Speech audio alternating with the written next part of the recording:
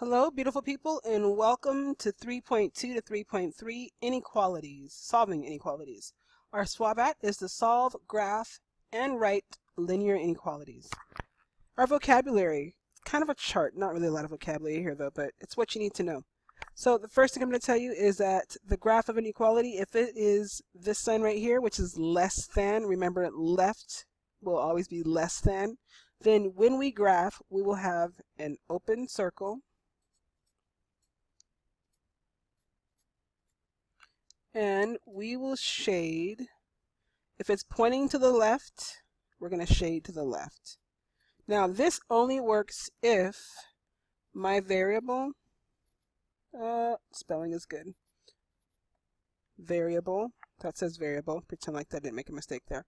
The variable is always on the left. Variable always has to be written on the left. Always, always, always. If it is, then I can just follow the way of the arrow. So if it points to the left, I'll shade to the left. Not super different from this one, except instead of an open circle, this was open because it wasn't equal to. So it's kind of like saying it's not this, it's less than this point. But for the next one, it's less than or equal to. So it's going to also include it. So if it includes the boundary, we're going to have a closed circle. I don't know, guys. Closed circle, and because it's pointing to the left, I'm still going to shade left. Well, how does that differ from these? Not too much. Again, this one is not equal to, so it's going to have an open circle. And because this arrow is pointing to the right, I'm going to shade to the right. Or the shading should therefore be to the right. And then for this one, because it's less greater than or equal to, the equal to part means that it's equal to the boundary. So I'm going to have a closed circle.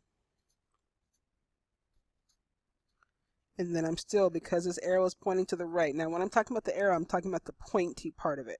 So this part points to the right. So I'm going to shade right. Okay, well, now that we know that, or have reviewed that, let's try to write an inequality that describes the graph below. So the first thing I'm doing, I'm looking at this, I see that it's going to the right. So here's my arrow to the right. So my inequality is probably going to be something to the right.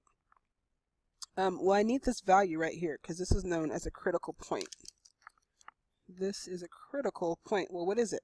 Well, there's 0, so then it goes 1, 2, 3, 4, 5. So 1, 2, this would be 3. Okay, so what are we talking about? Well, they have a variable on the number line, so I'm going to go ahead and just use x. I'm shaded to the right, so I'm going to point to the right. It's greater than 3. Now notice, this is an open circle. That's the open circle I was telling you about. So if this is open, like this was open, I'm not going to have an equal to here. It's just strictly everything that's greater than 3. And that's my answer. If this was closed, it means that that would be included. But right now, that's excluded. Doesn't even go here. So same thing for this one. We need this critical value. Except I'm looking at it and I know that this arrow is everything that's being shaded that way. So they gave me the variable x. It's pointing to the left. It's shaded to the left. So I'm going to make my arrow point in the direction that it's shaded. And then what's my critical value here? It looks like -1. And then I just confirm -1, 2, 3, 4, 5. Yeah, it worked out. This one is closed. It's a closed circle. So if it's a closed circle, I should have an equal to sign because it's saying that it includes the boundary of -1 for that one. -1 is included for that set. All right, let's try some more. We're going to solve a couple of inequalities and then we'll graph our solutions as well. And one thing I'm going to tell you, we will treat the inequality just like we treat the equal sign. We're going to treat it just like the equal sign when we're adding and subtracting. So to solve this, I'm trying to get f by itself. If this was an equal sign, what would I do first? Well, that says +5. So to get rid of it, I'm going to subtract 5 and subtract 5. And I have f is greater than or equal to 9 minus 5 is 4. So that's me solving, check. The next thing they asked me to do is to now graph this equation. So we have a number line that's provided. I'm going to go ahead and label where about 0 is. These lines, I don't know if you noticed, and when you draw your own, you could spread them out a little bit more, but they're kind of clumped in. So this would be 1, 2, 3, and so this would be 4. That's a critical value, so I'm going to go ahead and label that.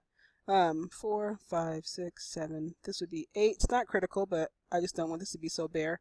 1, 2, 3, 4. This would be -4, 5, 6, 7, -8. Just to give me a little bit reference and to show your teacher I know where things are on a number line. So at 4, should I have an open or closed circle? Very good. I should have a closed circle. I know you didn't say anything. And then the arrow is pointing to the right, so I'm going to shade everything to the right of it. And I'm going to go a little bit heavier on it. One thing I'm going to tell you, because some teachers are, I don't know if they're nicer than me or they're just not sticklers like me, but I do want you to make sure that you are graphing this on the number line and not above it. On the number line and not above it. So don't graph up here. Some people do that. I don't know, it's weird. But graph it on the number line. Okay, number 4. We have -2 plus p is greater than 23. First thing I'm going to do to solve this is to get rid of this -2. How do I do that? I'm going to add 2, because the opposite of subtracting 2 is to add 2, and add 2. And I have p is greater than 25. Pretty sure I don't want to go that many tick marks. So I'll probably put 0 in the middle-ish. I'm going to skew it a little bit over here, because I know 25 is a big number, and I'm not probably going to go that far. But let's see.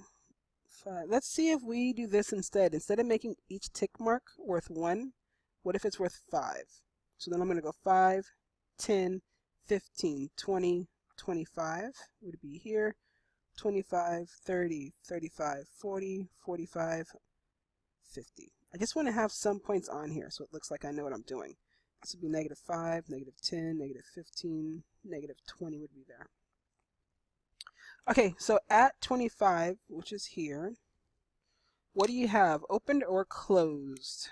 Well, Misfits, it's not equal to, so it's going to be an open circle. And this is pointing to the right, so I am going to shade. To the right, to the right. And there you go. All right, sounds like fun. I think it is. Let's continue.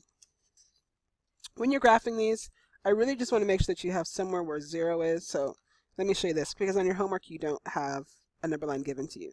So if you did this, here's your critical value. If you put that one in the middle at 25, just show me that you know that after it would be 30, and then somewhere over here would be like 20. If you just did that for your critical values, then I'd be happy, and that'd be fine. But have at least 3 indicator points on each number line that you create for yourselves. All right, I like it. You like it? I love it. For number 5 and number 6, one special rule that we're going to have to apply here, and it is about whenever we multiply or divide by a negative number, we have to reverse our inequality symbol. Always, always, always. If I multiply or divide by a negative number, do I have to even think about that or even worry about that? Only if I multiply or divide by a negative number. Okay, so I'm still going to solve for m for this case. And to do that, I need to get rid of this -3. And right now it's currently dividing. So to get rid of it, I'm going to multiply each side by 3. So times -3, excuse me. And times -3, which is nice because these cancel out. And I have m is, what did I just do? I multiplied by 3, but what kind of 3? I multiplied by a -3. Whenever I multiply by a negative number or divide by a negative number, I have to flip the arrow. So if this was pointing to the left, now it's pointing to the right. And then 2 times -3, -6. So I'll go for my critical values. I'll say -6. So what will come after this? -6, 5, 4, 3, 2, 1. This would be 0, 6, 7, 8, 9, 10, 11, 12. -12. So this is it with 2 points on each side. If I can fit 0 in there, I typically will. So what do you have, open or closed? It's equal to, so if you said closed or thought closed, then you're correct. And then the arrow for this one is pointing to the right, to the right, to the right, to the right. So I'm shading to the right. If you have a highlighter for this, that's completely acceptable. If you don't, you'll notice that I'll just kind of do a little squiggly line just to make sure that it's very, very clear where I have shaded. And if it's not, and you hate the way that that looks, go ahead and go over it with the highlighter just to make sure that you are completely obvious. Okay, number 6, 6k is greater than negative 14. I will now divide by 6 and divide by 6. K is, now do I need to switch this arrow because this is the negative sign? Heck no, techno. Why do I not need to switch the arrow? Because I'm not dividing by a negative number. Yes, this is negative. No one cares. You're dividing by a positive 6, so you're going to keep the arrow. And now this is a fraction. 6 does not go in there evenly. But this is about, let's divide by 2. And divide by 2 to reduce it. Negative 7 over 3. So, in case you hate fractions, this is negative 7 over 3. And then let's say we go 7, 6, 5, 4, 3, 2, 1. This would be like negative 1/3. So this would be 0 if I go by thirds. And then this would be, I don't know, 7, 8, 9, 10, 11, 12, 13. Let's say this is like negative 14 over 3. Open or closed? I'm saying open because it's not equal to. Left or right? I'm saying the variable is on the right, so I'm going to shade to the right. And if you didn't have a highlighter, you can do the squiggly lines like that. When I'm talking about the arrow, the variable being on the right, I'm saying that, let's say I had 2 is greater than x. I would hate that because then I can't follow my rules. So instead, I would want the variable on the left and the 2 here. And then just make sure if this is pointing, if the pointing part is to the x, the pointing part stays to the x. Then you can still follow these same rules each time. All right. Sounds like a plan to me. A little bit of problem solving. So there's this person named Tom, and he has scored 181 points so far this basketball season. That seems important to me. Important enough for me to break out a highlighter and highlight that. So 181 points this season. He needs to score 207 points to tie the school record. So to tie, what does that mean? That means his points will be equal to the school record for the most points scored in a season. Let x, they're telling me what the variable is. X represents the number of points Tom needs to score to tie or beat the record. Write an inequality for x. What is the least amount of points that he needs to score? Okay, so what's my situation here? Well, he already has some points, correct? Yeah, how much does he have? Well, he has 181 points so far. In order to beat or tie, that's what the x represents, how many more points he needs, that's this part.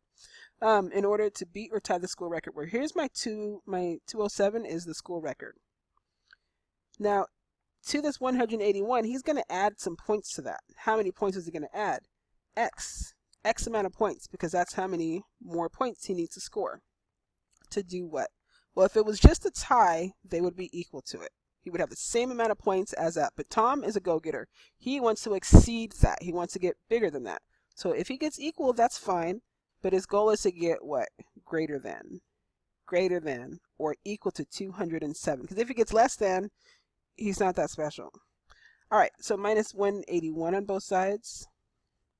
And I have x is greater than or equal to whatever 207 is. So this is 626. So Tom needs at least, needs at least 26 more points. All right, so for the next one, go ahead and take pause, read through number 8, and then check unpause. Highlight what's important, and then unpause to see if you got the right answer. Okay, so this one is almost exactly the same as the last one, so you can go ahead and press pause and check your work with my work. 59 plus x has to be greater than or equal to 92, so the player needs 33 more points. If you could, go ahead and press pause, and I'll show you the answers for number 9, but try it first. So I let x be the number of CDs that we can buy, and I know that I only have $90 to spend, so it has to be less than or equal to $90. 18x, and then I solved, and then this is what I got. Thank you so much.